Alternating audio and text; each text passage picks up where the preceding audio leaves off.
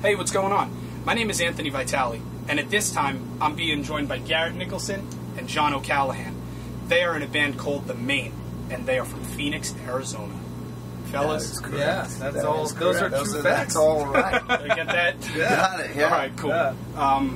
First of all, thanks for the opportunity. Of course. Super nice of you. Yeah. I'm a fan for many years. So let's get right to it, right? Yeah. The record is called Lovely Little Lonely. It is. It's got this, that title runs very deep as far as this sad, happy kind of vibe. I think you guys have really achieved that. Some would say that this is the best Maine record ever. Would you agree? Some would probably say it's the worst one that we put out too. Well, what is your take on it, and what makes it the best, if it is? We're really proud of it. I think it's the most complete record we've put together as a band. We set out from the beginning to make it that way, from start to finish. And I think that I don't know, if you listen to our old material, it can, at least to us, it sometimes gets a bit scatterbrained. Sure. And we felt like there needed to be more cohesion and more continuity within the actual songs this time around, and that's one thing that we really stressed was A to Z, make it flow. I think that's why it's shorter too. We just wanted to cut the bullshit and not put something on that Get to the point. Yeah. that didn't really, not that it didn't deserve to be there, but everything needed to have reason to be on the album. And I think, like you said, there's been albums, there's two or three songs that maybe just didn't need to be there.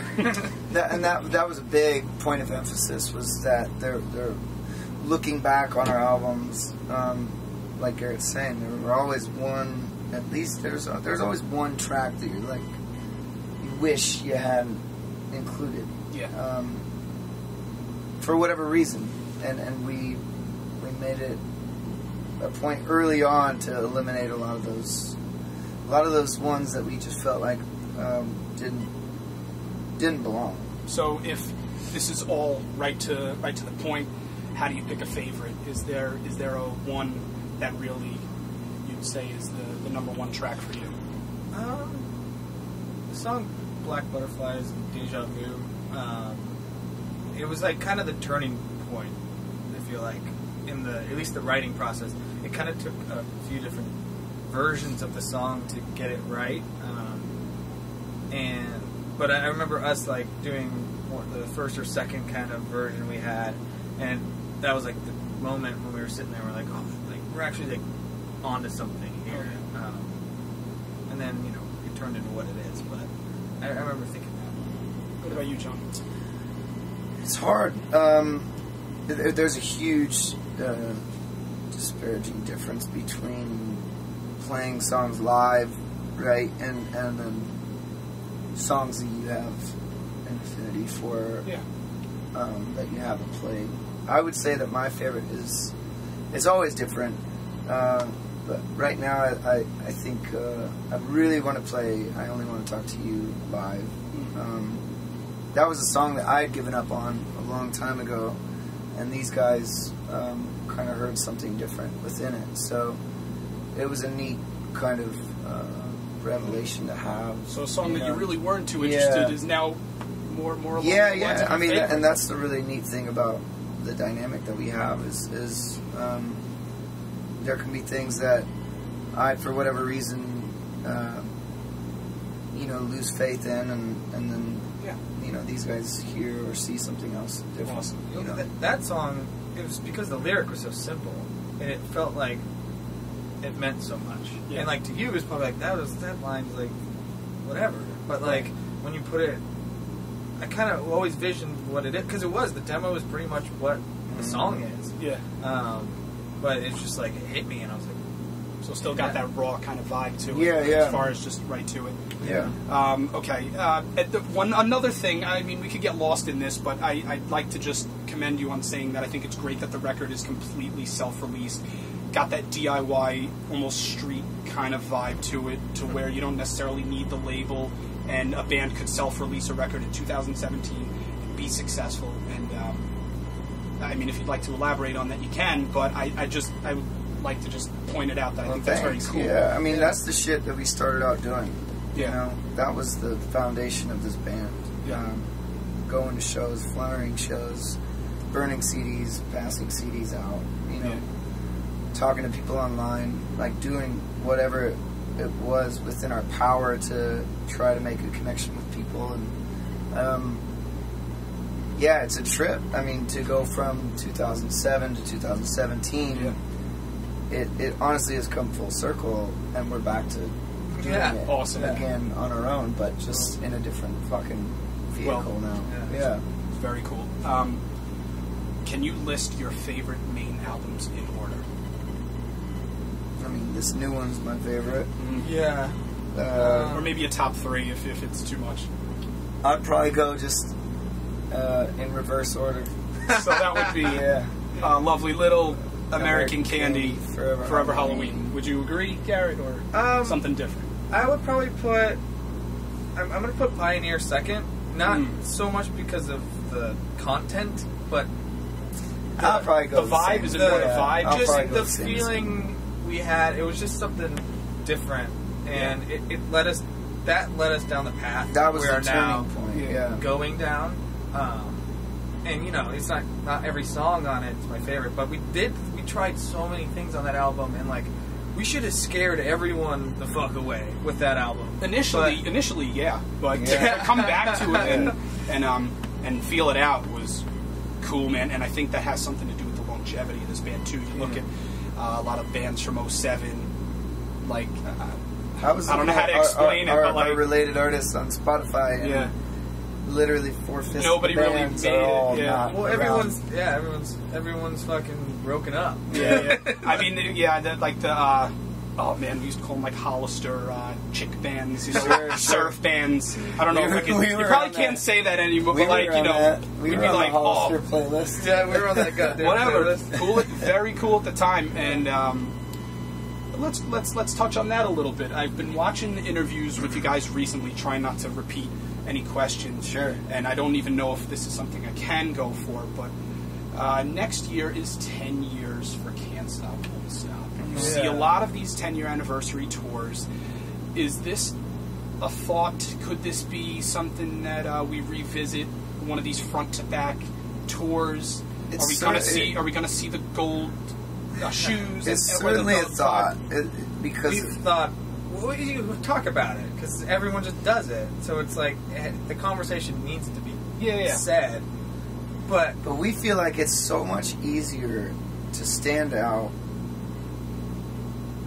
when you don't run the same direction as everybody else. I agree. And that's what we don't understand a lot of the times is like with what we were talking about before with the paid meet and greets and shit or the paid packages coming to the concerts. It's like we're not really doing anything. We're just not making people pay extra money to go meet us after the show. Yeah.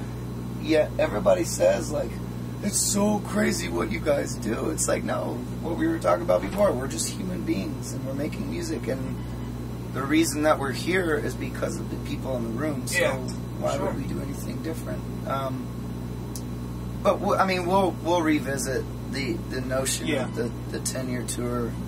Now, we're just so excited I think, about what's going on that it's like we're not to take any light off of Lovely Little, because this is a big deal, and I would argue that this is the best, but it's an undeniable classic, though. You know what I mean? Like it's hard to deny classic too. You know. See, so that's the battle we have.